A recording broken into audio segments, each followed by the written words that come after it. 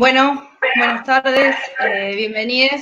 Estamos acá de nuevo en una charla de Correpi. Me presento, mi nombre es Violeta, soy militante de Correpi, integrante también del equipo de género de nuestra organización. Un poco, bueno, la idea es presentar esta charla que pensamos para hoy, pensando en retomar algunos aspectos fundamentales de la situación represiva que se viene descargando sobre el colectivo LGBTIQ+, sobre todo en este contexto particular de pandemia.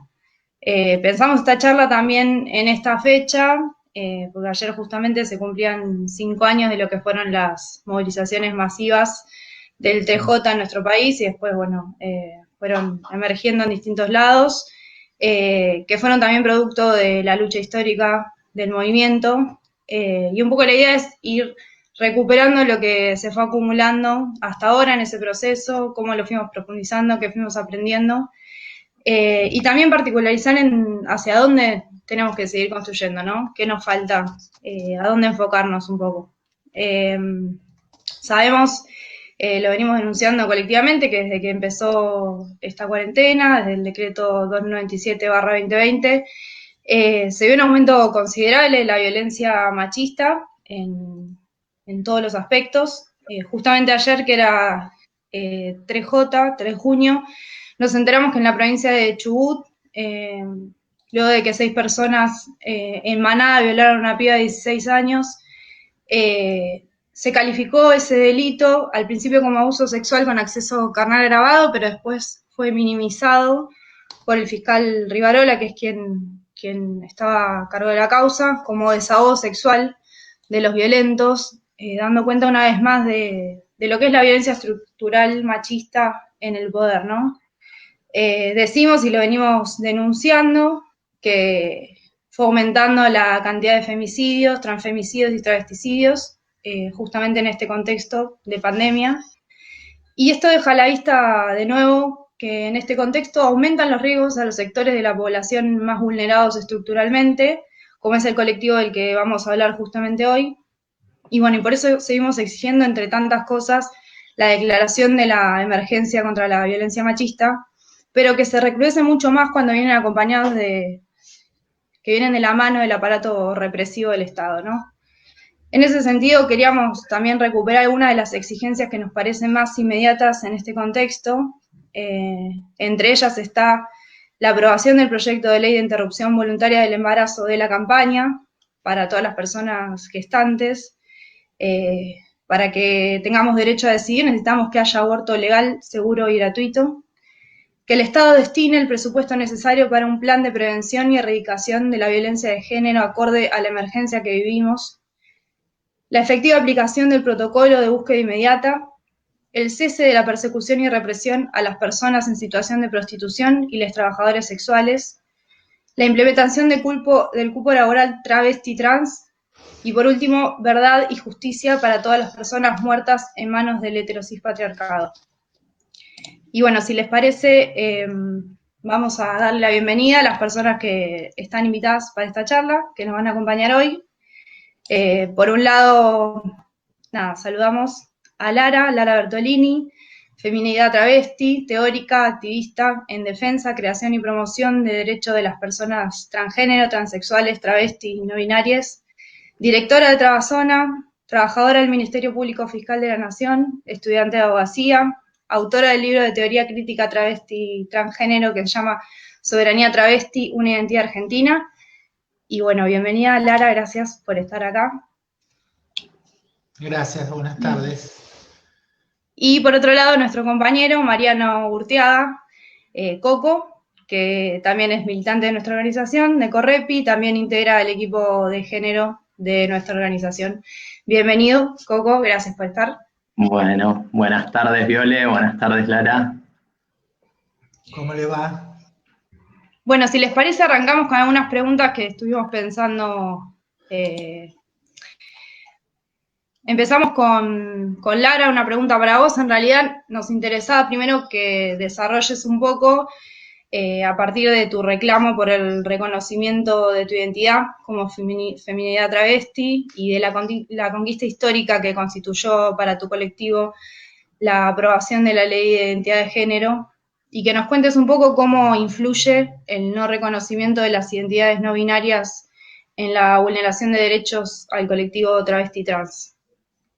Bueno, en un principio vamos a hacer un reconto histórico como para que sepan dónde estamos, por qué llegamos a este lugar de batallar la temática de lo que diría yo las multiplicidades identitarias, ¿no? El tema básico en un principio es que la construcción de los estados está sostenida por una conformación de un control de la sociedad desde lo más rápido, lo genital, femenino, masculino, la sexualidad. Entonces, esa concepción de control del Estado llevado a todos los aparatos del Estado hace que cualquier construcción identitaria que no esté dentro del sexo femenino o masculino y no se interprete esa persona como tal, quede totalmente afuera. Vale decir, como no somos útiles dentro de lo que está programado en el Estado, dentro del sexo femenino o masculino, par opositor o pares binarios sistémicos, son en contra de la sociedad. Por eso, cuando se creó la cuadrícula policial, donde aparecían las prostitutas, las travestis, las maricas, las tortas, y las trabas y las trans, éramos seres delincuenciales. Vale decir que no teníamos ningún tipo de beneficio para la sociedad, es más, íbamos en contra de lo que estaba establecido en la sociedad.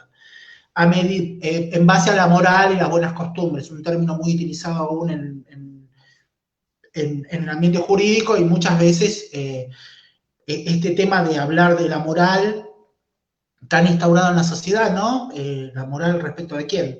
Entonces, justamente, esto se fue llevando a lo largo del tiempo y se fue perpetrando en la forma cultural que aquellas identidades que no pertenecían a la heterosexualidad, a la norma establecida, sostenida por el Estado y otros organismos del Estado y órganos que acompañan este Estado, como las religiones, por ejemplo, hacían que, bueno, hubiese primero una expulsión cultural. En la década del 50, específicamente en Argentina, hubo una construcción de los delitos, los códigos, los delitos policiales, perdón, 2F y 2H, que fueron una construcción de la persecución histórica contra el colectivo travesti trans y con toda aquella disidencia establecida como aquello que no pertenecía y estaba en desacuerdo con la sociedad.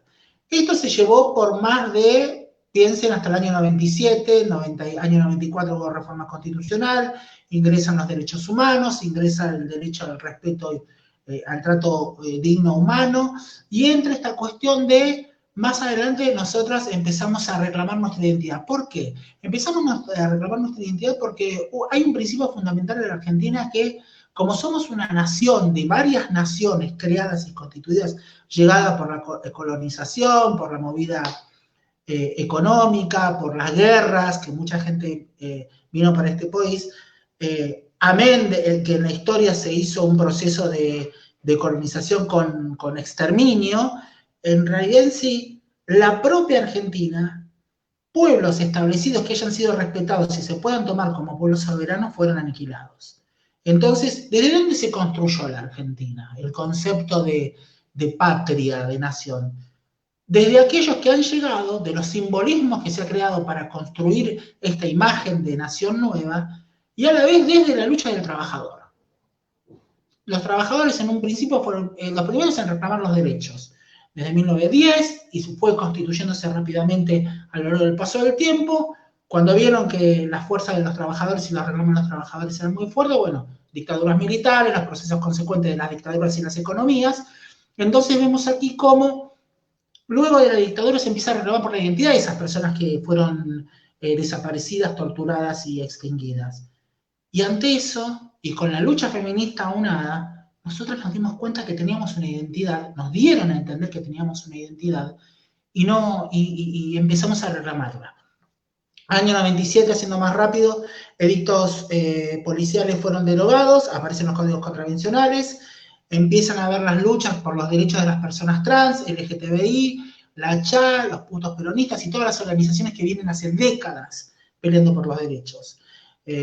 La identidad de género, pero hay aquí un problema. En la identidad de género se reconoce la identidad de género como tal, pero el poder del Estado, el órgano administrativo del Estado es tan camaleónico y tan rápido que se apodera de la ley de identidad de género de alguna manera, y desde el órgano administrativo crea la resistencia. Creó el sexo femenino masculino, entendido como género, y dejó el valor de mujer-varón, mujer-trans, varón-trans. Se crean dos columnas establecidas desde la ley de identidad de género, donde entendemos que hay mujeres trans y varones trans. Desde esas dos columnas se sostiene un velo identitario. Es un velo por el cual, detrás de esa cortina, no se ven todas las identidades invisibilizadas. Entonces, ¿qué pasa? Hay un limbo identitario, un lugar donde no estamos, nunca fuimos incluidos, nunca estamos en Estado de Derecho, porque el tema es, siempre nos decimos que fuimos excluidas. Para excluirte, primero te tienen que incluir. En realidad fuimos las nunca incluidas. Muchas identidades, inclusive la travesti trans, no fueron incluidas. Entonces, justamente ese es el tema. Y quien me dio la llave para poder proceder a esto fue el juicio de Diana Zacayán. Si el Poder Judicial, en todas sus instancias, entendió que Diana Zacayán fue asesinada por violencia de género agravada por la identidad de género de Diana, que era y es travesti, si Diana es reconocida como travesti asesinada, ¿por qué yo no soy reconocida como travesti en vida? Y es ahí donde empieza esta batalla judicial. Pero en instancia Miriam Cataldi reconoce esto, solicita la apertura del registro identitario tanto en el RENAPEL como en el registro civil. Obviamente los órganos administrativos del Estado ven que rompe el poder del control hegemónico, porque si tengo que abrir otra identidad o otras identidades, tengo que recomponer el sistema patriarcal de control. La multiplicidad identitaria, la multiplicidad de géneros viene a romper el sistema de control patriarcal. Y no lo estamos viendo.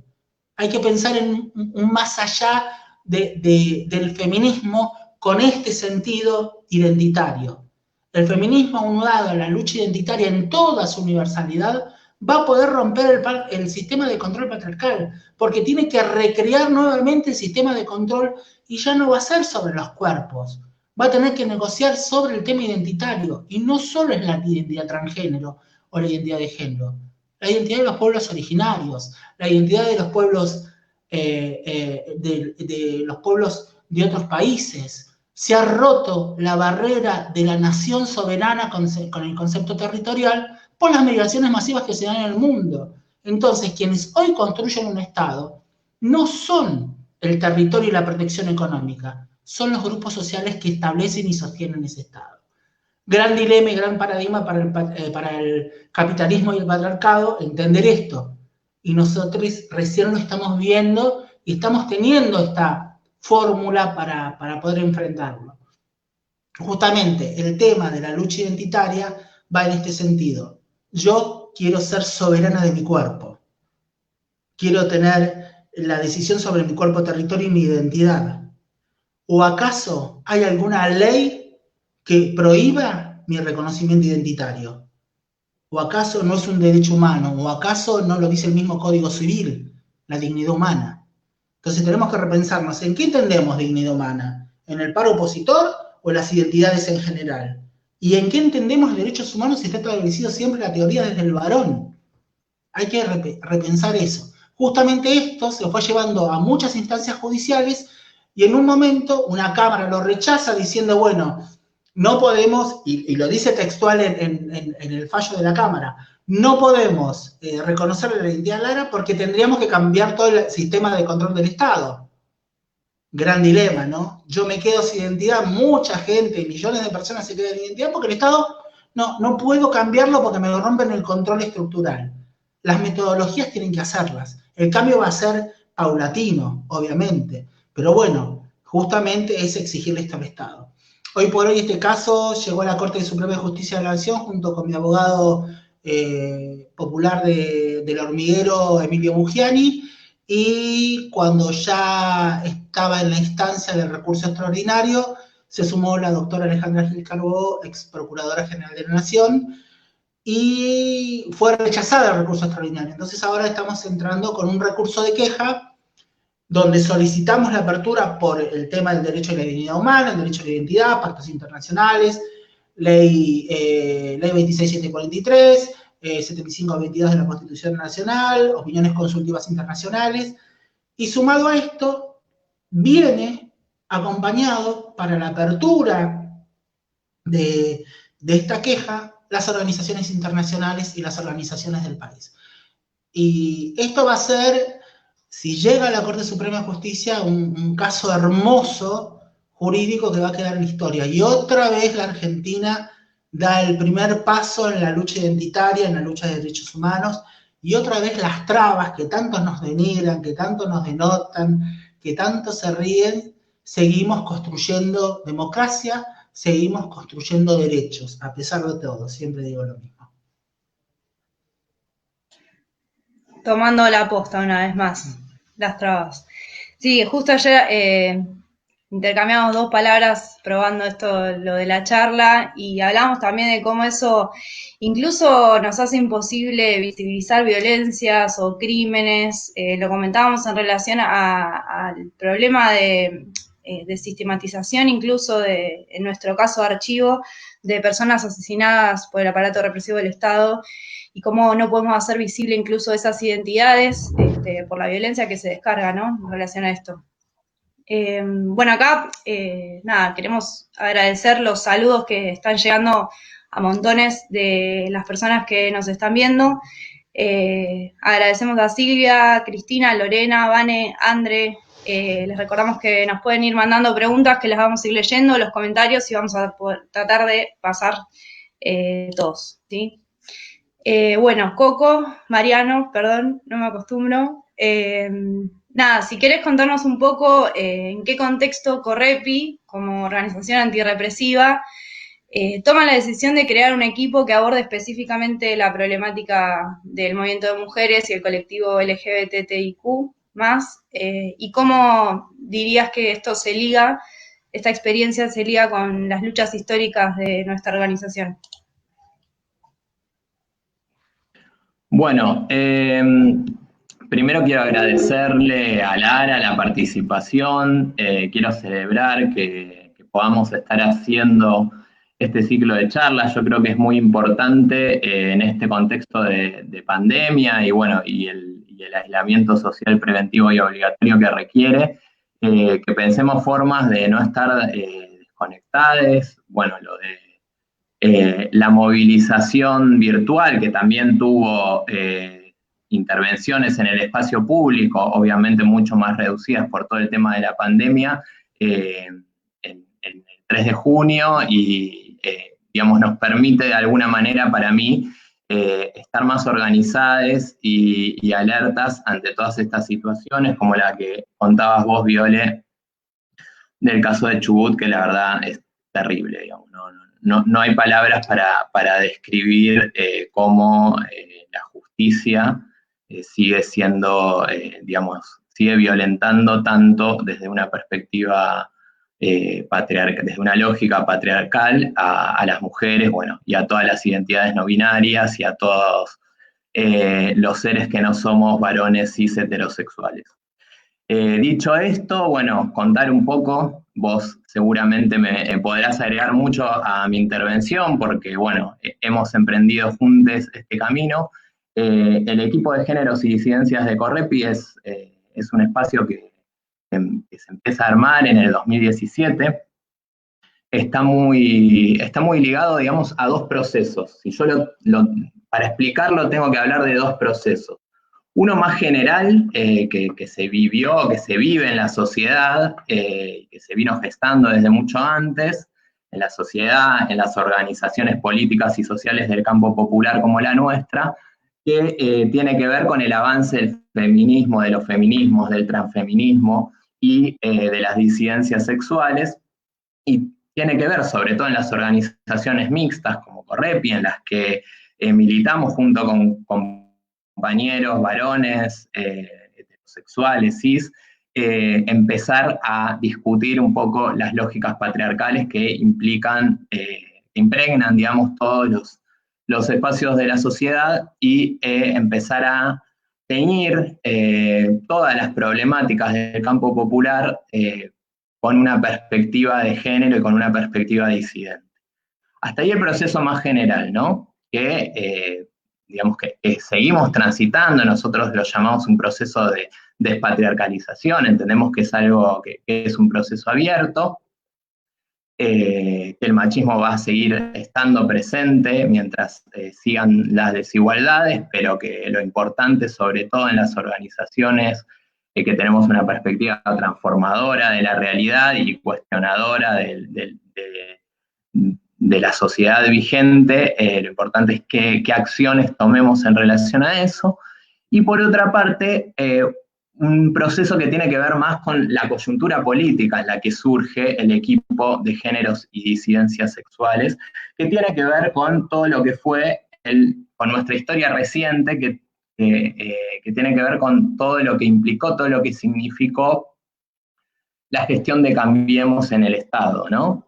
Fue un periodo que nosotros en Correpi caracterizamos como un estado de excepción, distinto al que se vive ahora producto de la pandemia, o sea, un estado de excepción de 4 años sin pandemia, en el cual, digamos, fue muy concreta la suspensión de muchas garantías constitucionales, de hasta lo mínimo, que supuestamente nos garantiza la letra constitucional, y que estaba dirigida, fue una política de ajuste y represión hacia determinados sectores de la sociedad. Los sectores más vulnerables estructuralmente, pero también sectores que venían obteniendo muchas conquistas producto de años, décadas de lucha. Y en ese sentido, claramente, la represión, cuando es atravesada por el heterosis patriarcado, adquiere una forma particular y específica que solo podíamos abordar ya en este contexto con una perspectiva de género y disidente.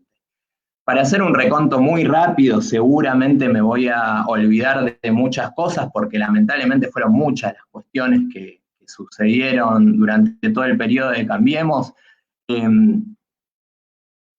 Podemos decir que es un periodo que estuvo asignado, bueno, por las perspectivas transodiantes, lesbodiantes de la justicia y de las fuerzas represivas.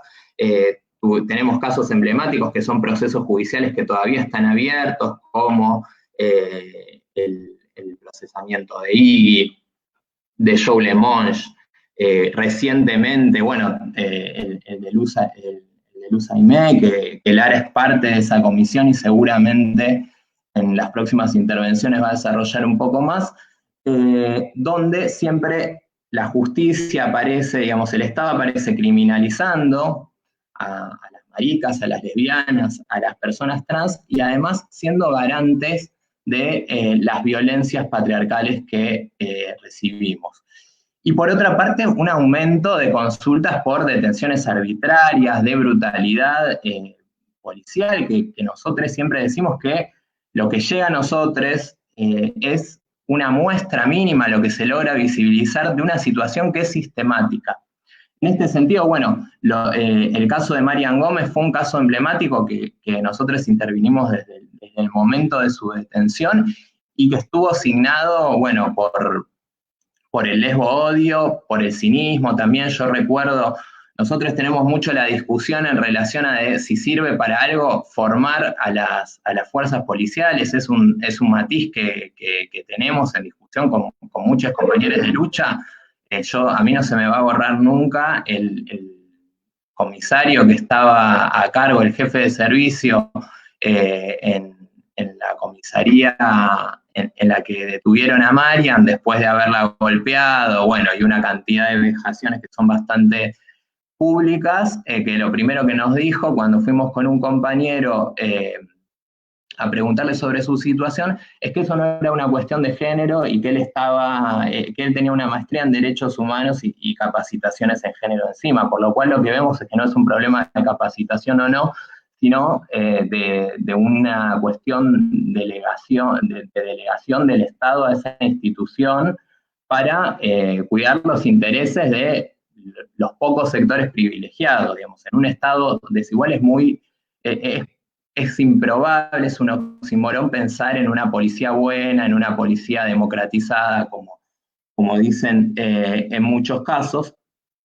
Y entonces, bueno, volviendo al periodo de Cambiemos, nos empezamos a cruzar con estas situaciones y que teníamos que dar una respuesta y que teníamos que instalar en la agenda represiva esta cuestión y a su vez que también teníamos como disidentes, las maricas, las lesbianas, que somos minoría en esta organización, teníamos que instalar a su vez en el colectivo en general la cuestión antirrepresiva porque si no planteábamos esa cuestión y si no buscábamos la articulación de todos los sectores, los migrantes, las disidencias sexuales y el pueblo en su conjunto contra esta represión, nos iban a pasar por encima. Desde ahí es que tuvimos estas intervenciones. Bueno, otros casos, 2019, la detención arbitraria y también vejatoria de la compañera Alma Fernández, en la que también tuvimos alguna intervención. No sé, denuncias, estoy hablando de los casos más emblemáticos, Alexis y Nahuel en Santo Tomé, también a principios del 2019, una pareja de maricas que la cana torturó en una comisaría. Bueno, este tipo de situaciones empezamos a tener. Y no estoy diciendo que las disidencias sexuales y las identidades de género no binarias vivían una panacea antes del macrismo, sino que todas estas situaciones se empezaron a incrementar mucho. Por eso caracterizamos al macrismo como el gobierno más represor de la historia. Y en ese sentido, tuvimos de alguna manera que indagar en la historia de nuestra organización, además de la historia del colectivo LGBT. Lara contó, recién hizo un raconto, un desarrollo histórico muy interesante, y en eso lo que empezamos a ver, recurriendo a nuestros archivos gráficos y también a nuestros archivos orales de alguna manera, que son nuestros compas más, ¿cómo decirlo?, más históricos, ¿no? Donde nos empezamos a encontrar que había de alguna manera una génesis común. Correpi es una organización que nace a fines de los 80, sin llamarse Correpi, a partir de la iniciativa de un grupo de compañeros que empiezan a poner el ojo sobre cómo se desarrollaba en democracia la política estatal represiva, y en eso confluye también, digamos, la organización, el colectivo LGBTIQ, que en ese momento eran gays y lesbianas principalmente, o lo que más estaba institucionalizado, tiene sus antecedentes en el Frente de Liberación Homosexual en los 70, pero hace su irrupción en la escena pública más contundente a partir de la vuelta de la democracia. Y ahí los puntos de contacto tenían mucho que ver con el tema de las detenciones arbitrarias, que en esa época eran ejecutadas por la policía, muy focalizadas en las barriadas pobres y en determinados sectores de la sociedad en las que indiscutiblemente tenían un rol muy importante las personas de nuestro colectivo, las maricas, las trabas, las personas trans, y se empezó a articular en torno a una serie de reivindicaciones que fueron, como lo dijo Lara, bueno, toda la discusión contra los edictos policiales acá en la capital federal, que se derogan recién a partir de la constitución de la ciudad de Buenos Aires, o sea, fue todo un proceso de discusión entre los años 94 y 96, donde se logra articular, presentar determinados documentos petitorios exigiendo que no se reemplacen esos edictos y la ley de averiguaciones de antecedentes por códigos contravencionales que seguían conteniendo figuras criminalizadoras, y aunque no las contuvieran, es una discusión que seguimos teniendo ahora porque seguimos teniendo códigos contravencionales y códigos de falta, aunque no las tuvieran, son herramientas que tiene la policía para reprimir, que lo puede hacer con figuras abiertas. Caso 2017, 20 años después de toda esta historieta, a Marian la detienen por, le imputan, bueno, además de lesiones graves, desobediencia a la autoridad. Entonces, digamos, empezamos a plantear esta resistencia a la autoridad, perdón. Empezamos a plantear estas cuestiones y durante 10, 15 años, digamos, fueron dos movimientos que funcionaron bastante integrados. Yo tengo las primeras marchas del orgullo, año 95 y 96, tenían consignas, dentro de las principales consignas estaban vigilemos a la policía nos mata, hasta el 2009 no se vuelven a repetir esas consignas, vuelven a haber consignas en relación a los códigos de falta.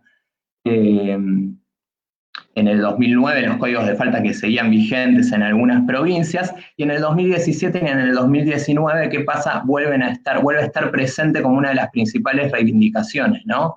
Basta de violencia institucional, decían las consignas de la marcha del orgullo. Entonces, digamos, la conclusión de este periodo, digamos, fue, bueno, cómo recuperar esa historia y cómo teñir de perspectiva disidente y de género, luego de todos los avances que tuvimos como colectivo, la lucha antirrepresiva. Digamos, eso fue lo que nos enseñó ese periodo. Lo que nos enseñó ese periodo es que los derechos no están consagrados y punto, digamos, y que hay que defenderlos, hay que cuidarlos y hay que defenderlos con lucha, con movilización y con unidad.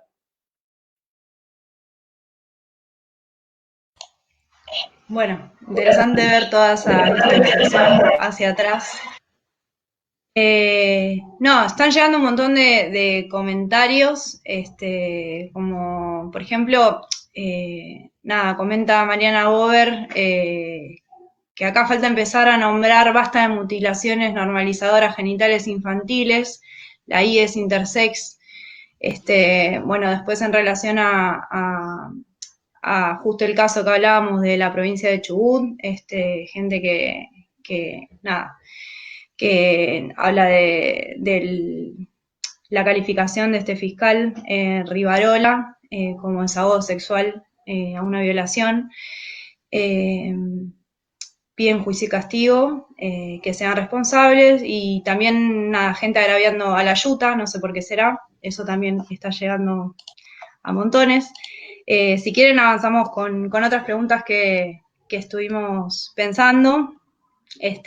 Lara, si quieres comentarnos un poco, ahora yendo en particular, cómo es la situación del colectivo travesti trans, en particular en este momento de pandemia, más allá de la región metropolitana, si podrías más o menos contarnos cómo la ves más a un nivel general en todo el país. Son situaciones que ves que se repiten a nivel general. Y también, por otro lado, particularizar en las situaciones de las personas del colectivo travesti trans que se encuentran en cárceles o en lugares de detención, y cuáles son las principales demandas de este colectivo en esos contextos de encierro. Bueno, sí. Primero, antes que nada, para los quienes no me conocen, voy a hacerles un breve relato mío. Yo no soy académica, no es que caí divina acá y vengo a hablar de un colectivo. Yo transicioné a los 20 años, obviamente, porque es una cuestión obvia, caí en la prostitución como única forma de supervivencia hasta los 45 años, hasta los, 37, 38 años, después me hice modista de alta, empecé cosiendo para el barrio, terminé siendo modista de alta costura, y bueno, al decidir entrar a los 46 años a estudiar abogacía, también tuve la posibilidad de poder entrar al Ministerio Público Fiscal de la Nación a trabajar, ¿no? Así que bueno, no tengo olor a academia, tengo más olor a barro y a prostitución y a violencia que otra cosa. Es lo más importante.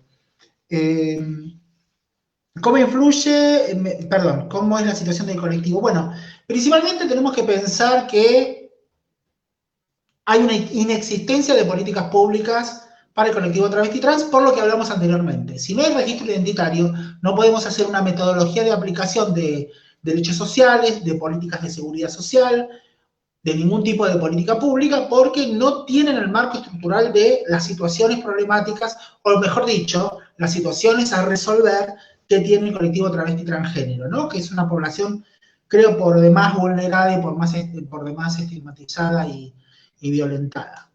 Entonces, ¿qué sucede? Cuando llega la pandemia, lo primero que nos pasa es, amén de la persecución policial que hay en todo el territorio argentino, donde inclusive algunos policías piensan que todavía siguen existiendo los edictos 2F y 2H y siguen pensando que si estás vestido de mujer sos un hombre y no importa la ley de identidad de género si no cambiaste el documento. Hay un tema, primero y principal, y hablamos recién y estaba leyendo, ¿sirve de algo educar a este tipo de fuerza de seguridad cuando van muchas organizaciones a darle charlas de promoción de derechos y después en la cárcel entran y te dicen, mira qué olor a huevo hay en el pabellón de las trans? Hay que pensar eso también. ¿Qué hay enquistado dentro de los pabellones carcelarios que sigan violentando de tal manera? ¿Qué estructura tenemos adentro como para que siga violentándose de esa manera? Siguiendo con el tema de qué es lo que está pasando en el país, bueno, al no haber registro identitario, no tenemos las problemáticas estructurales, no sabemos lo que nos faltan, damos los mismos planes que hay en cualquier situación de pandemia para la población media. Pero ¿qué pasa? Muchas compañeras son excedidas por las formas metodológicas en donde otorgan, por ejemplo, una IFE o un potencial trabajo. Por ejemplo, una IFE, en una familia, si 2 personas viven en el mismo domicilio, a una le toca y a otra no. Las trans a veces vivimos todas juntas y de repente tenés chicas trans que piden IFE y todas viven juntas en un mismo domicilio. Y ya te salta que, bueno, pará, no podemos entregar la IFE a varias personas en un mismo domicilio. Esas problemáticas para empezar. La problemática puntual, la documentación. Hay chicas trans que ni siquiera tienen el acta de parto.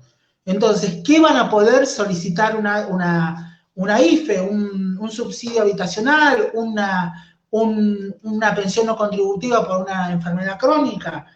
Hay una realidad, hay situaciones mucho más profundas de que solo el tema del registro identitario es. En sí, acceder al derecho al registro, eso es terrible. Tengo en los 3 años que trabajé en la Dirección de Acceso a la Justicia de la Procuración General de la Nación haciendo territorio, yendo a muchísimos lugares, hay una gran cantidad de colectivo travesti trans que no tiene partida de nacimiento.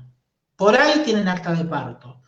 Y es una gran problemática que nos presten atención al momento de que vamos a las oficinas gubernamentales a solicitar esto, porque creen que es la misma urgencia que otras personas.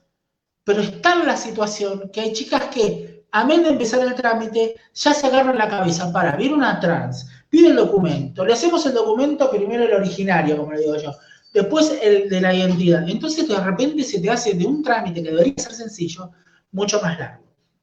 Entonces, ¿qué pasa? En esta situación de pandemia, poco podemos acceder si no fuese porque está en el Ministerio de la Mujer, y esto lo digo siempre, Alba Rueda, que tiene un temple para aguantar toda esta situación y poder expresar todo lo que nos pasa, y con las nuevas asesorías ad honorem que le ingresó al Ministerio, y que hace falta más gente asesorando, porque hay muchas ideas dentro del colectivo que no pueden ser solamente tomadas por tal o cual persona. Tiene que haber una mesa consultora de identidades trans para las problemáticas y estructuras que están emergiendo con esta pandemia. Porque siempre no podemos tomar una sola voz, porque siempre se nos escapa el gato a alguien, siempre se nos escapa algo. Entonces tenemos primero la problemática estructural del registro. Segundo, llenar una planilla, mandar los datos. Hay mucha problemática con el territorio porque no saben cómo completarlo. Las planillas para la IFE son binarias, por ejemplo, y no permiten anotarte desde tu identidad. Y te dicen, anotate como sexo femenino o masculino. Entonces rompe la ley de identidad de género la misma planilla. Entonces tiene que solucionarse eso. Está bien, estamos en un momento de pandemia, todo esto lo que sea. No podemos esperar más. Miles de chicas trans no pueden esperar más. Yo no puedo esperar que el aparato administrativo del Estado en algún momento cambie. Tiene que cambiar ya.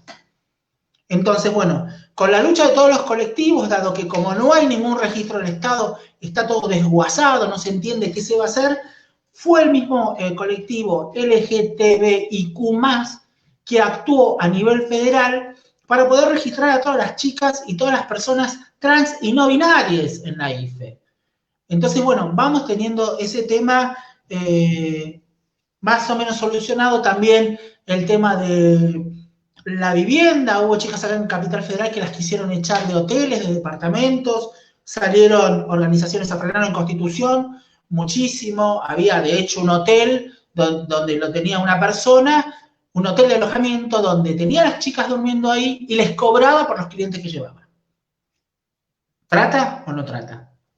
Bueno, esas situaciones se fueron dando a lo largo del tiempo. Y ahora, con el tema de la pandemia, si bien hay algo estructurado, hay una realidad que se nos está escapando de las manos, que hay que hacer un cambio urgente en las políticas públicas para personas trans, en las políticas de seguridad social, porque hay falencia todo el tiempo. Las chicas, si tienen que movilizarse a un hospital a buscar unos remedios, la policía las persigue, las estigmatiza, lo que siempre pasa. Y ahí el Estado está fallando.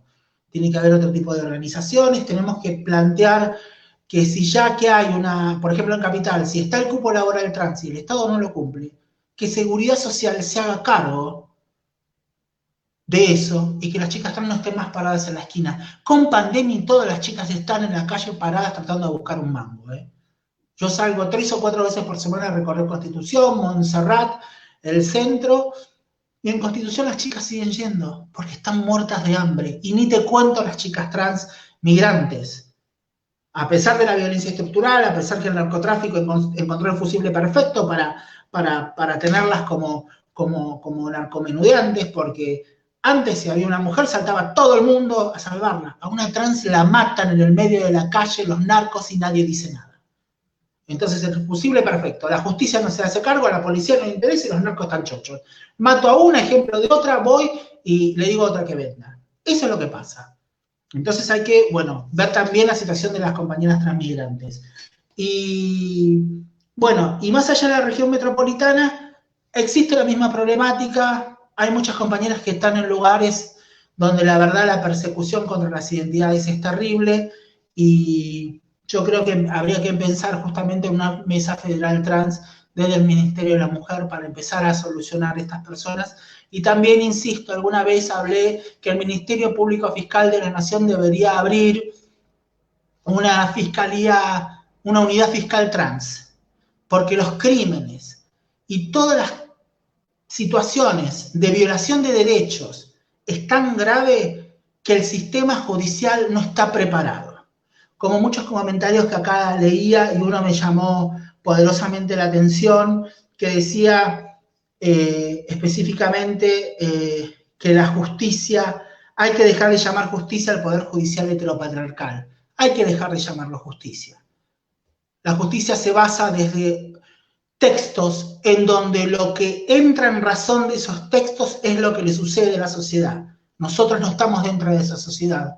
Entonces fundan como el fallo que pasó con esta manada de violadores, porque se atienen a un texto legal.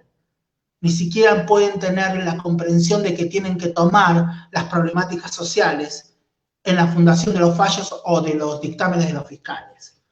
Y eso hay que empezar a remarcarlo. No solo son políticas de géneros, es reformar los códigos de fondo que tienen el Código Civil, el Penal, y todos los códigos para estructurar los nuevos códigos desde una base social también. Si no, ¿cómo un fiscal va a decir lo que pasó? Y a las chicas trans también les pasa eso. Caso Luz Aimé, por ahí me estoy yendo a las ramas. Caso Luz Aimé, todo el proceso judicial de Luz Aimé se la trató de varón. Entonces, ¿cómo podés entender el debido proceso que pedía la Constitución si no te respetan ni la identidad? Todos esos juicios contra las personas trans tienen que ser desestimados si desde entrada en el proceso de instrucción no se respeta la identidad. Pasó algo parecido con el juicio de Luz Aimé. Y bueno, en este momento de pandemia, obviamente lo que necesitamos es el compromiso social. Yo siempre digo desde lo micro, empezar a mirar en el barrio, en la zona donde estemos, cuando veamos una persona trans, decirle si necesita algo, tratar de hacer red, acompañar. Ayer me alcanzaron unas frazadas y yo se les llevé unas compas trans que están acá en Constitución, porque hay mucha carencia de todo, donde puedo conseguir algo de alimento, lo que sea, hacemos derivación con un gondolino, trabajamos con un montón de organizaciones avisando estas situaciones. Pero la problemática estructural es básicamente la salud, en este momento de pandemia, la salud, la alimentación y la vivienda. Y la salud por el tema de las trans que se han inyectado silicona industrial y tienen los problemas de salud muy a flor de piel, es muy difícil que si no tenés ingresos te puedas comprar, aunque sea paracetamol, porque ni siquiera podés tomar ahora con esta pandemia ibuprofeno. Entonces, bueno, esos temas estamos ahí. Después acá, por lo menos lo que es acá en San Telmo, en Constitución, en Barracas, en el microcentro, tenemos acá una red adentro de Capital Federal donde, como digo, junto con la Mocha Celis vamos articulando el tema de alimentos u otro tipo de cosas, o hacemos como un centro de distribución, lo que es el Hotel Gondolín, donde va mucha gente y deja ropa, las chicas llaman, le decimos pasate por el Gondolín, o alguien que se lo pueda llevar, etc. A nivel federal hay redes, pero lo que pasa a nivel federal es la violencia institucional por parte de las fuerzas de seguridad. Yo creo que ese es un drama que es un tema que el gobierno tiene que solucionar. Hay una construcción de brutalidad policíaca que se gestó, se creó y maduró en los 4 años macristas, no por eso, justamente por eso, como decía Mariano Coco, justamente el macrismo fundó nuevamente la represión policial con una construcción cultural dentro de la fuerza que es impresionante. Es impresionante, porque aún hoy siguen ejecutando los mismos modos de represión, violencia y estigmatización por parte de las personas. Entonces, bueno, ahí hay un tema a solucionar. Y hay algo muy importante. Siempre nosotros hablamos del delito de autor. Vale decir, cuando una persona con determinadas características se la preestablece como ser delincuente, como una persona delincuente, la gorrita, el color de piel, etcétera, ¿no? En el caso de las identidades trans hay un concepto que yo hablo del delito de ser identitario. Ya por el hecho de ser trans, sos tranza, sos puta, robás, vendés merca. ¿Algo más? Bueno, justamente hay que empezar a romper eso y empezar a entender que la construcción de la identidad trans va atada a todo un sistema de vulnerabilidad que el Estado se encargó de seguir sosteniendo. Se encargó de seguir persiguiéndonos, se encargó de seguir estigmatizándonos y no hace nada para frenar que las fuerzas de seguridad sigan violentándonos. Si no hay una complicidad del Estado acá, porque también, como decimos, con la violencia de género a nivel político es cuando también el Estado mira para otro lado, nuestros representantes miran para otro lado, y el silencio también es cómplice. Bien, sí, a propósito justamente de esto último que decías y de lo estructural, ¿no? De la violencia, justamente Cristina de Montserrat nos aportaba un dato que este fiscal Rivarola, del que hablábamos antes en relación a lo de la violación en Maná en Chubut, es el mismo que archivó la causa de Humercindo Vergara, asesinado en la comisaría del Hoyo en 2003, justamente. No es para sorpresa de nadie. Bueno, Mariano, si querés, un poco también más breve, ya promediando la charla un poco, contarnos un poco cuál es la situación que se denuncia en el marco de la pandemia específicamente con respecto a la represión del colectivo LGBTIQ+, que bueno, es un poco también lo que venía retomando Lara en su intervención. Bueno, mira, lo que podemos decir, nosotros tuvimos que sacar de hecho el 5 de mayo un reporte. Correpi está sacando casi a diario reportes sobre la situación represiva en el marco de la implementación del decreto 297/2020 del aislamiento social preventivo y obligatorio, y uno de esos informes lo tuvimos que hacer específico sobre la represión a mujeres y personas del colectivo LGTBIQ. La situación es preocupante, primero porque hay una situación general que, bueno, más allá de estos casos puntuales, ya 2 meses después de la cuarentena, que generaron, bueno, mucho repudio, la visibilización de la desaparición forzada seguida de muerte de Luis Espinosa en Tucumán, y luego la aberración, los hechos aberrantes de de Chaco, digamos, las fuerzas represivas, la brutalidad que descargaron sobre esta familia Cuom, hechos que hasta hicieron, digamos, que el presidente tenga que salir a repudiarlos públicamente, cuestión que nosotros creemos que es bien distinta a la actitud a la que veníamos acostumbrados en el gobierno de Cambiemos, que seguramente se hubieran sentado en la Casa Rosada a felicitar a los represores. También tenemos que decir que es digamos, es bastante insuficiente si eso no está acompañado de medidas concretas y no excede, digamos, al Estado, al gobierno, de la responsabilidad de cómo se ha incrementado la represión en estos últimos meses a partir de la pandemia. Digamos, y además, digamos, de la exaltación en un sentido positivo que han hecho desde el gobierno y desde los medios de comunicación de las mismas fuerzas represivas que venimos denunciando sobre todos estos casos que fuimos relatando en las charlas. Se les ha pagado un adicional no remunerativo cuando la situación del resto de los laburantes es bien distinta, y se los ha convocado a tareas humanitarias en los barrios, en cuestiones de consumo problemáticos, se los ha capacitado para eso, lo cual entendemos que es un terrible oxímoron pensar que la misma policía que mata, que reprime en los barrios, que está implicada en el narcotráfico, en la trata, va a poder cumplir tareas de cuidado, que esas tareas de cuidado son de las organizaciones sociales y que lo único que tiene que hacer el Estado es disponer de los recursos económicos para que puedan llevarse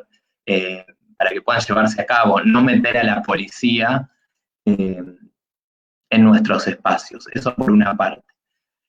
Por otra parte, bueno, en relación a lo particular del colectivo LGBT, sí, se han incrementado las denuncias. En este reporte que sacamos, bueno, pudimos sacar algunos casos ilustrativos, digamos, y la ecuación es bastante simple. Vos jerarquizás a una fuerza que tiene las características que tiene, que venimos denunciando, le das más poder, obviamente que en el mano a mano en la calle va a descargar la brutalidad sobre los sectores más vulnerables de la sociedad, digamos, porque estas denuncias nos llegan, o de personas trans, de travestis, de maricas, de tortas, de personas racializadas y de los barrios más populares. No nos llegan denuncias de gente de clase media de Recoleta, digamos. Hubo un informe, de hecho, oficial, con datos oficiales que lo sacaron ayer, donde, digamos, se informa que hubieron 10 millones de personas, o sea, un cuarto de la población notificada por violamiento del aislamiento, y de esas personas 97.000 detenciones, lo cual es un número terriblemente preocupante, sobre todo en un contexto en el que hay recomendaciones sanitarias, y lo hemos abordado acá en la charla sobre cárceles, de tratar de liberar los lugares de detención. En ese sentido, las denuncias que hemos recibido, algunas, bueno, fueron muy, muy conocidas, se viralizaron. Está todo el tema de las compañeras travestis y trans, que, bueno, Lara ya explicó, digamos, la situación, casi el 90% de la población subsistiendo del trabajo sexual o del ejercicio de la prostitución, y la imposibilidad, digamos, esto de tener que decidir entre morfar y salir a ganarse el mango arriesgando la salud y la vida, y que se van organizando, bueno, gracias a la articulación de las organizaciones sociales. Algunas lo pueden mediatizar articulando con el Ministerio de Mujeres y Diversidades, y otras lo tienen que hacer a través de redes autogestivas. O sea, la realidad es que es bastante insuficiente la ayuda que llega del Estado, digamos. O sea, el Estado no está garantizando las condiciones de vida mínimas, dignas de esta población, y a eso sumale darle un poder a una fuerza enemiga, históricamente enemiga de las compañeras, y entonces se producen estos casos, bueno, las denuncias que hubieron en Constitución, de las compañeras de AMAR que salían a hacer las compras, que fueron violentadas, tratadas de transvestidos, de puto de mierda, misma situación de hostigamiento, denuncian compañeras de AMAR Córdoba, la situación de la compañera de Jujuy que sufrió un intento de violación, bueno, son moneda corriente. Después a Identidades Trans nos ha llegado consultas de un pibe trans que, bueno, a partir de todo este decreto y de la posibilidad de la potestad que tiene la policía para pararte cuando salís a la calle, está siendo hostigado por el comisario, por el policía de la cuadra que le pide el documento y le dice vos sos mujer.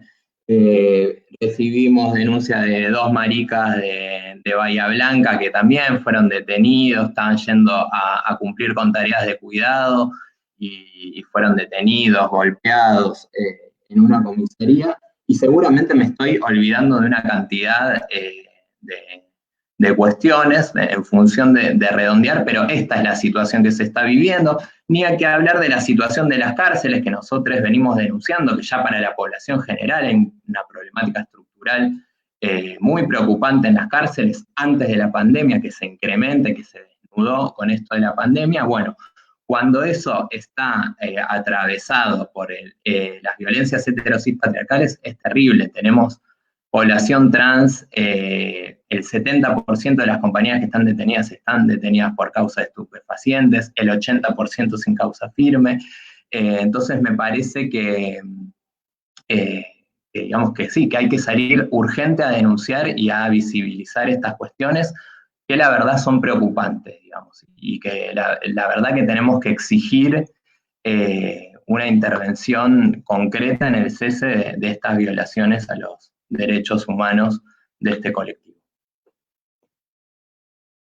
Sí.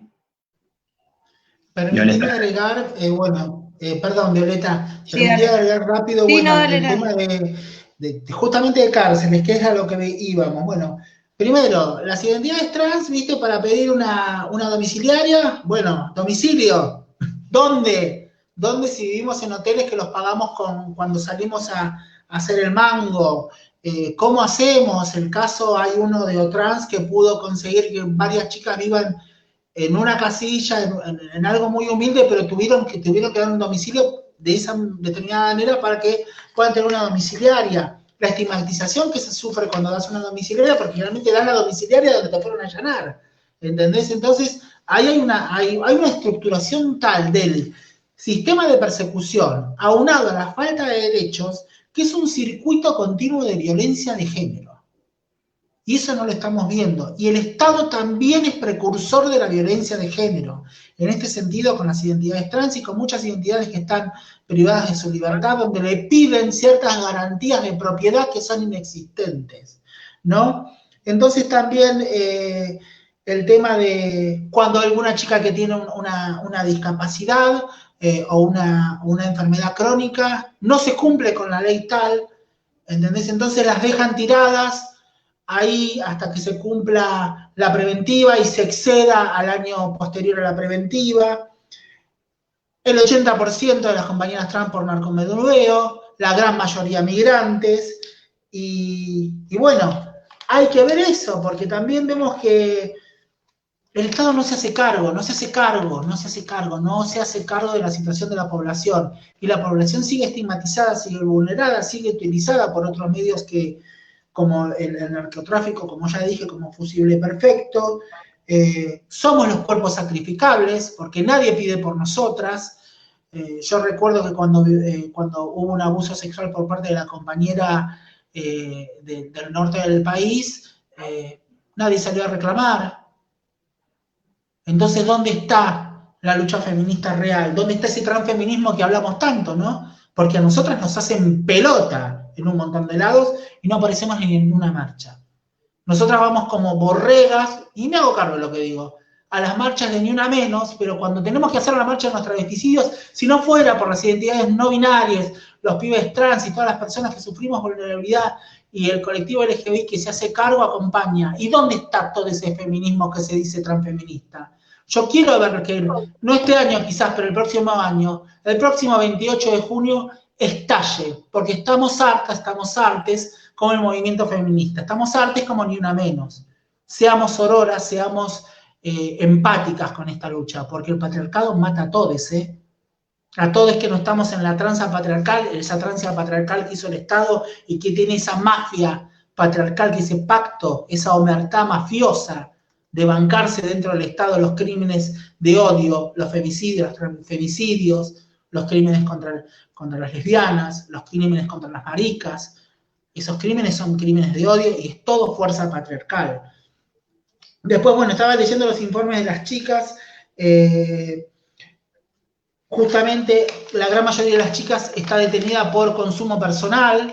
Entonces, bueno, otra vez lo mismo, se toma una identidad, se la criminaliza por su identidad, y eso es un continuo en nuestro colectivo, sumado a la temática de que es migrante, porque aparte, ¿cómo le vas a pedir que alguien salga a una persona transmigrante para la domiciliaria si todas no tienen ninguna familia, no tienen ningún contacto, pierden los contactos cuando llegan acá? Muchas ni siquiera tienen contacto con su abogado defensor o no le dan pelotas. Entonces, imagínense después pedir quizás que tenga acceso a la salud.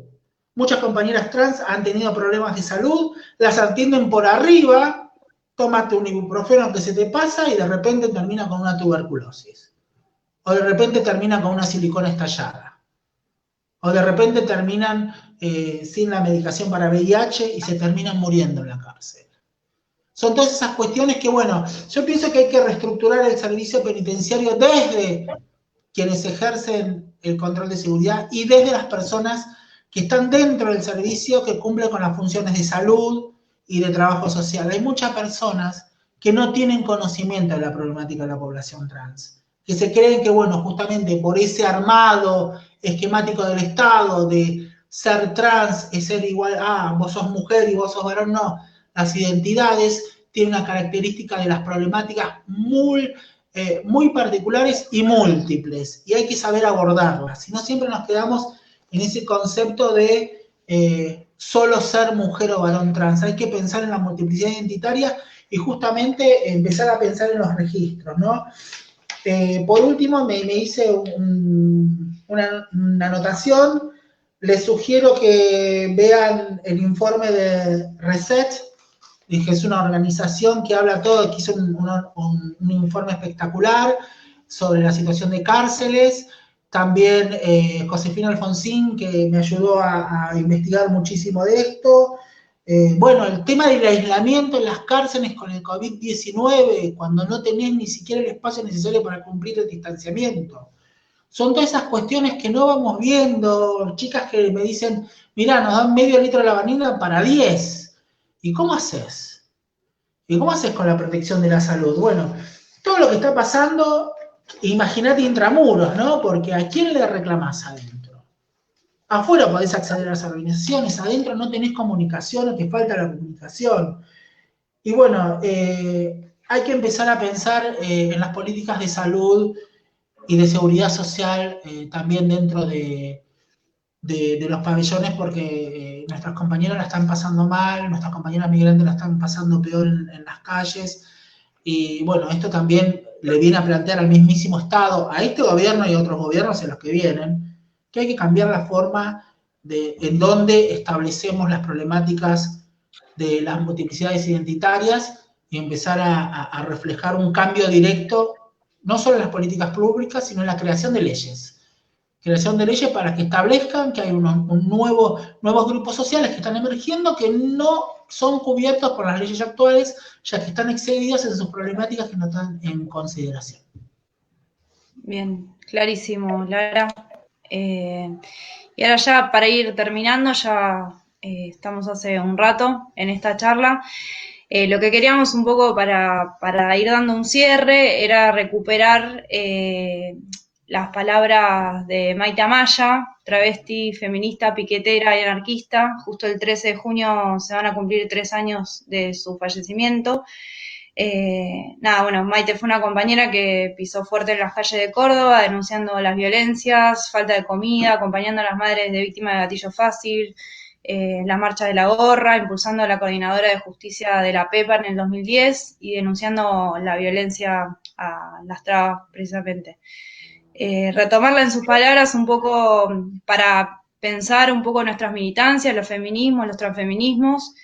Maite decía que la libertad es un músculo que se ejercita, que por ende la militancia es un ejercicio para transformar las cosas y que es hacernos cargo, justamente, reconocernos como sujetas políticas históricas, ese es nuestro rol histórico. En tanto, los feminismos son un movimiento en potencia, liberadores de la humanidad y de las sexualidades.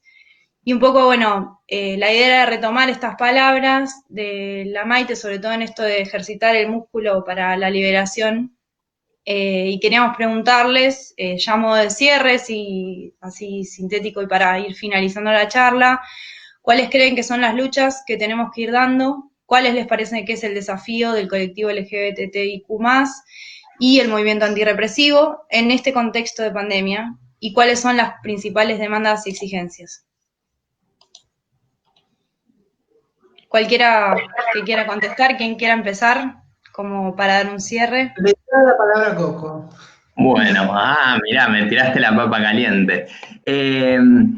No, yo creo que los desafíos que tenemos en este contexto de pandemia, a mí me preocupa mucho la cuestión del aislamiento, ¿no? O sea, nos obliga a pensar nuevas formas de articular hasta que podamos volver a recuperar el espacio público y cómo mientras suceden cosas y cómo podemos fortalecer estas articulaciones por estos medios, también pensando que, y cómo llegamos a los territorios, porque también tenemos que pensar que hay compañeros que no tienen el acceso a la tecnología para poder tejer por estos medios, por las redes, porque tal vez tenés una problemática que no tienen agua. Entonces, me parece que en estos momentos de crisis tenemos que fortalecer estas articulaciones, tenemos que fortalecer la unidad, dejar de lado las mezquindades, los matices, más allá de los matices que podamos tener, porque, bueno, lo venimos diciendo siempre en nuestros reportes, el cuidado es colectivo, es antipatriarcal, nos cuidamos del virus y de la represión organizándonos colectivamente y tenemos que estar dispuestos y que los compañeros que estén atravesando situaciones, en particular hablo por Correpi, situaciones de violencia, situaciones de represión policial, de hostigamiento, que sepan que no están solas, que no están solos, que estamos acá para visibilizar todas esas violencias, para contener lo que podamos y bueno, reforzar mucho esto como de la unidad de acción para evitar el avasallamiento de nuestros derechos, ¿no? Y bueno, y agradecerle de nuevo a Lara, yo creo que es muy necesaria la voz de las trabas, sobre todo, o sea, en todos lados, pero en el movimiento antirrepresivo es algo, retomo algo que hablábamos allá en los días del juicio de Diana, que las trabas realmente son grandes maestras en la lucha contra la represión. Eso. Bueno, yo me quedé pensando porque en esta problemática más allá de la pandemia, porque la pandemia es un estado momentáneo, veremos, ¿no? Pero el tema es, bueno, empezar a... Sí, tiro la mejor onda con la pandemia, me parece un cuento de nunca acabar. Pero hay que empezar a pensar el compromiso emocional, el compromiso de empezar a aunar a las luchas de los feminismos y hacerse cargo desde el transfeminismo que estamos las trabas, por más que se llama transfeminismo, estamos las trans. Porque si no queda como un lavado feminista. A mí no me interesa que me digan transfeminista. A mí me interesa que cuando cagan una traba a trompadas en un lugar, explote el lugar de personas, no que seamos los mismos de siempre, les mismas de siempre, porque pasa eso. Entonces empezar a buscar ese compromiso real en la lucha política y en la lucha de la antirrepresión contra las personas trans. Nosotros vivimos en una prisionización a cielo abierto constantemente. La única dificultad que tenemos es que no nos maten más. A nosotras las violencias estructurales están en todos lados, inclusive en nuestros hogares, pero no es por parte de una pareja o de un compañero, es en todos los lugares. Y por más que tengas el privilegio, yo lo tomo como un privilegio, de estar trabajando, de tener un techo, cuando salgo de mi casa, yo sé que va a haber violencia. Algo me va a pasar. El año pasado, o este año ya no me acuerdo, me pegaron un botellazo en la cabeza. Bueno, esas cosas para mí ya son comunes de que me vengan a agredir. También es común que una se defienda. Muchas veces oigo que dicen, bueno, pero hay que crear un lazo afectivo de amor. No le pidas un lazo afectivo de amor a una traba cuando desde el minuto cero el Estado y muchas organizaciones nos violentan. ¿Cómo nos vamos a defender si estamos siendo violentadas constantemente? No podemos ser empáticas en el sentido de seamos más, diplomáticas, seamos más tranquilas. No, nosotros vivimos la carne de la lucha y la defensa todo el tiempo. Siempre vamos a estar a la defensiva, porque es una realidad la violencia que tenemos constantemente. Entonces hay que empezar a acompañar la lucha del colectivo travesti trans, del movimiento travesti trans argentino, desde el reclamo de las situaciones de desapoderamiento, de las situaciones del no acceso a ningún derecho, porque la ley de identidad de género a mí no me dio ningún derecho todavía, ¿eh? Yo soy la loca que me autopercibo. El Estado me reconoce que yo me puedo autopercibir, pero el Estado no se hace cargo. ¿Por qué tenemos que bancarnos la soberanía identitaria genital y no puede bancar la soberanía identitaria de las identidades travesti, traba, marica, torta, de los pueblos originarios? ¿Por qué no puede tener soberanía identitaria el pueblo cuom? ¿Qué le pasaría al Estado si tiene que reconocer la soberanía identitaria de un pueblo? ¿Qué tendría que devolver el Estado a muchos pueblos originarios? Jode la identidad y jode mucho al Estado capitalista y patriarcal. Entonces, bueno, hay que empezar a acompañarse a estas luchas, que quizás no sea el hecho de cómo me nombro, sino de cómo reestructuramos todo un sistema constitucional, político y jurídico en un Estado. Ya para mí el patriarcado y tanto los gobiernos liberales y las constituciones liberales son un fracaso. Ya nos mostraron que son el fracaso perfecto. Ya más fracaso del que hay no puede haber. A tal punto que con tal de callarnos nos matan todos los días. Ese es el sistema de respuesta patriarcal. Tenemos que cambiarlo, tenemos que luchar contra esa respuesta patriarcal. ¿Tenemos que ser revolucionarias? Sí, lo tenemos que ser. ¿Nos vamos a bancar los palos? Nos vamos a bancar, pero también tenemos que tener lengua para que no nos pase por encima. Si las trabas en menos de 8 años de la ley de identidad de género salimos a hablar, nos pudimos formar y ahora gritamos más que nunca, imagínense cuando empiecen a aparecer otras identidades niñeces de las identidades múltiples, identidades trans, maricas y tortas, que empiecen a reclamar, porque todas las que estamos luchando hoy, todos los que estamos luchando hoy, le dejamos un legado. Lo importante es dejar un legado para que se continúe, empoderar, darle poder a las futuras generaciones. Tenemos que pensar en las futuras generaciones, no en nuestra generación. Yo ya estoy vieja para pensar en mí. Yo ya sobreviví, yo ya me cagaron a trompadas, me acuchillaron, me cagó a trompadas la policía, caí presa, ya está. Ahora yo tengo que construir para el futuro, dejar algo para un futuro, porque si no el paso en este mundo de mi parte va a ser al pedo. Yo no quiero cambiar la humanidad. Yo no quiero decir yo no quiero ser más esta humanidad. Yo la quiero cambiar esta humanidad. El desafío es cambiarla, no rendirse diciendo no quiero ser más esta humanidad. Cambiar el sistema político, el patriarcal, el cultural, hacer frente con el feminismo, el patriarcado. Yo quiero luchar. Luchar es lo más lindo, sentirse incómodo en la vida es lo más lindo. Si no, pasar golpeado o pasar desapercibido para mí no es vida. Es pasar y seguir de largo. Lucha, fuerza, y desde los movimientos sociales, políticos y ONG empezar a reclamar y a unar fuerza, Tienen miedo porque estamos gritando, tienen miedo porque ahora los filmamos. Y el Estado ahora se está haciendo cargo porque no puede ocultarse más. No puede ocultarse más. Alguna vez Marlene Guayar la escuché que dijo, El día que empiecen a temerle las trabas, el mundo va a estar cambiando. Espero que llegue ese día. Gracias. Bueno, muchas gracias por el cierre y muchas gracias por estar acá. Coco, Lara, estuvo buenísima la charla y espero que nos encuentre de nuevo en otros espacios, en todos. Seguro. Les mando un abrazo grande y hubo un montón de mensajes que no pudimos pasar, pero un montón de mensajes muy violas que nos fueron llegando, así que agradecemos también a todos los que nos estaban escuchando. Bueno, nos despedimos hasta acá, un abrazo muy grande y gracias. Gracias a ustedes también, un abrazo.